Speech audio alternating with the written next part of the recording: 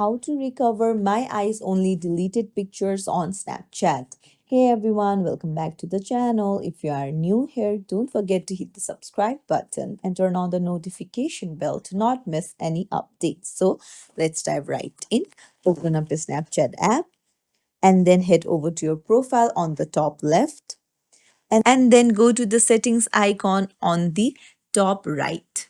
Scroll down and then under privacy controls, tap on my data and go ahead and toggle on export your memories. So all your my eyes only pictures will also be saved in your memories. So tap on request only memories and then you need to choose a time range.